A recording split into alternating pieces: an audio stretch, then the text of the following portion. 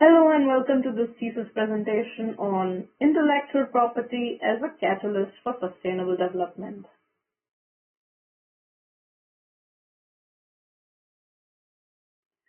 The objective here is to explore business models and strategies that leverage IP for sustainability initiatives, especially to understand how these IP rights can contribute to achieving the United Nations Sustainable Development Goals. These are 17 interconnected goals with 169 specific targets. Therefore, it's a comprehensive framework for sustainable development. The goals were adopted by all 193 United Nations member states in 2015. The SDGs embody a three-pronged approach to global development: ending poverty in all its forms, protecting our planet's environmental resources, and ensuring peace and prosperity for all by the year 2030. They recognize the fact that humanity's survival and well-being are deeply linked to the health and flourishing of all life forms on Earth. The colorful wheel design and circular arrangement emphasize the interconnected nature of the goals and that progress in one area supports advancement in others. So what are the main challenges here? Well, the progress. The current progress is falling dramatically short of the 2030 targets. Only 15 to 17% of SDG targets are currently on track for achievement by 2030. Therefore, there is an urgent need for accelerated action. Among OECD countries, which are among the world's most developed nations, only 10 out of 169 measurable targets have been met. The financial challenge is therefore staggering, with developing countries facing an annual financing gap of approximately $4.2 trillion. Well, to put that into perspective, that's about the entire GDP of Germany in 2023. The research centers around three fundamental questions that shaped my understanding. How can IP rights catalyze private sector investment for SDG solutions? What are the key challenges and opportunities in this space? And what policy changes are needed to create an enabling environment? And the research approach consisted of three components: design and data collection, that combine both quantitative and qualitative methods to ensure thorough coverage of the subject matter; data analysis and perspectives and considerations that included multiple stakeholder viewpoints to consider various contextual factors that influence the relationship between IP rights and sustainable development. To appreciate IP's potential, let's consider its substantial economic contributions. In the United States, IP-intensive industries generated $7.8 trillion, accounting for 40% of GDP. In Europe, it was 47% of GDP, whereas China saw IP contribute over 20% of its GDP. This economic heft is coupled with unprecedented growth in fourth industrial revolution technologies like artificial intelligence, Internet of Things, 3D printing, and robotics, all of which are heavily reliant on IP protection. The 1987 Brundtland Report, a landmark United Nations initiative, established the core concept of sustainable development. That is, that development which meets the needs of current generations without compromising the ability of future generations to meet their own needs. This includes safeguarding the environment and improving the quality of life for all. Recent research by the World Intellectual Property Organization and LexisNexis shows a strong correlation between patent portfolios and firm value. Importantly, 75% of top 100 global patent portfolio owners incorporate SDGs into their business strategies. IP rights are innovation drivers as they enable appropriability, that is, return on R&D investments, incentivizing SDG-related innovation across different sectors, facilitating global technology transfer. Now, let's look at some real-world examples of how IP rights are driving sustainable development. The African continent currently accounts for approximately 16% of the global population, which will increase to about 26% by 2050. M-Pesa is a mobile money transfer service that was launched in 2007 as a public-private partnership between Vodafone and Safaricom. It has now become a listed company on the stock exchange in Kenya. It represents inclusive, user-driven innovation. It effectively employed the design thinking AEIOU method, analyzing the activities users perform, the environments they are in, the interactions they have, the objects they use, and the users themselves. The pivot from microfinance repayments to general money transfers was driven by observing how users were actually utilizing the system during pilot testing. The business model shows what is the value proposition, who are the target customers, how is the value proposition created and delivered to the customer, and why is the business profitable? What are the revenue streams? The value proposition is providing essential financial services focusing on unbanked populations, rural communities, and small businesses.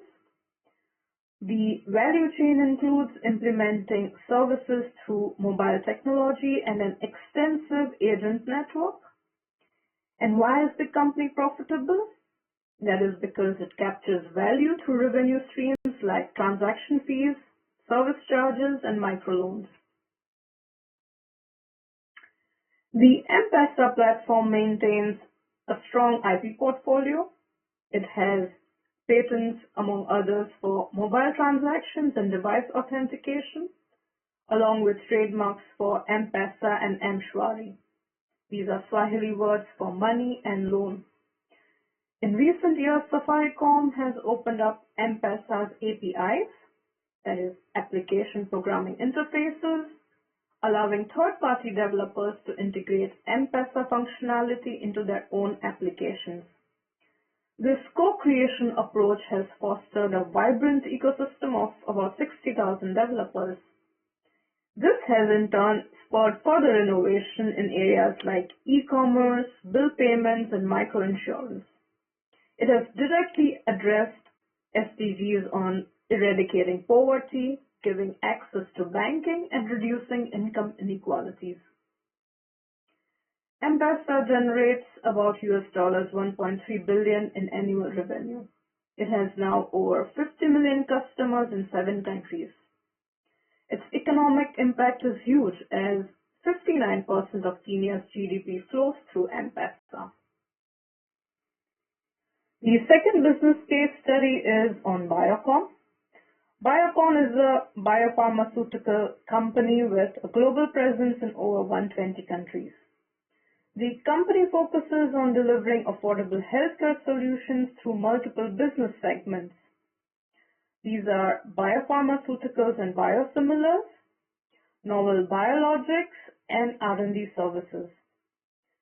Its integrated approach includes drug development solutions and digital health platforms, serving a diverse customer base ranging from underserved markets to global pharmaceutical companies.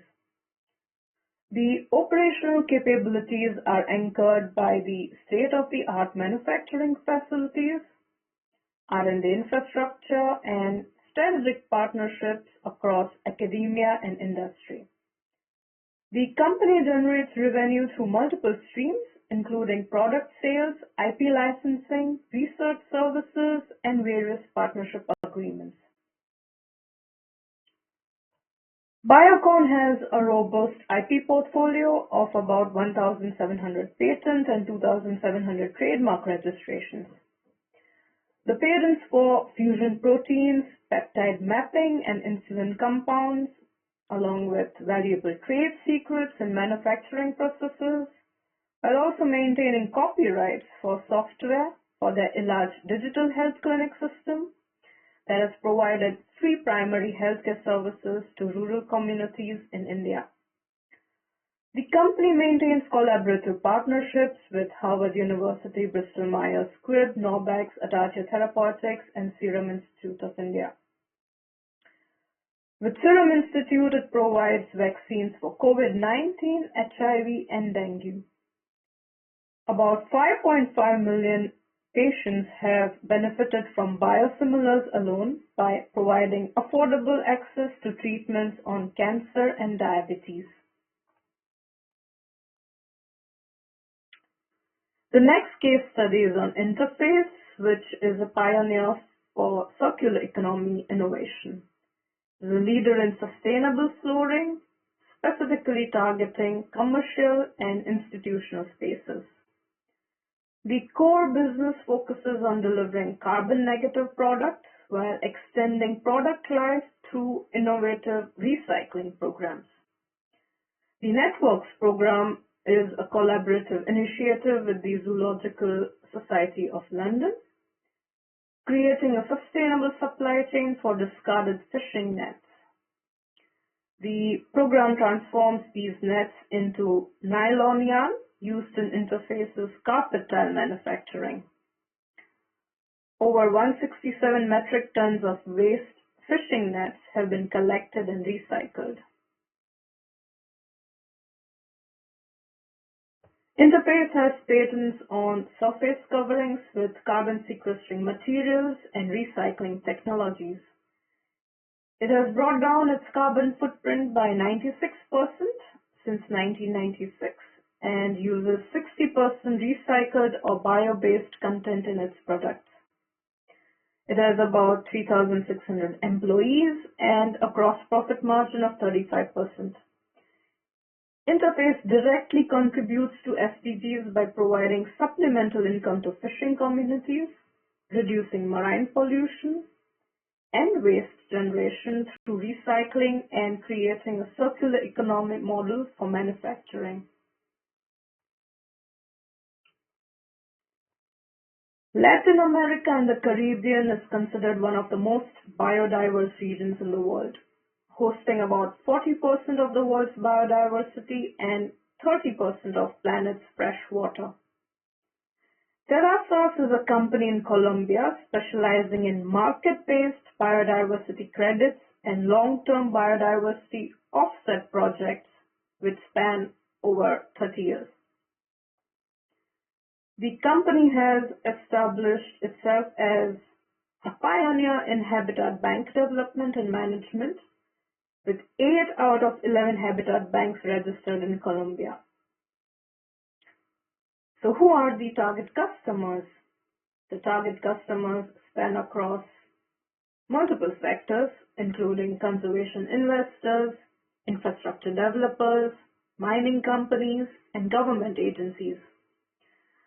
TerraSource collaborates with environmental blockchain-based trading platforms like Climate Trade and Region Network to list and sell its biodiversity credits, expanding the reach to potential buyers.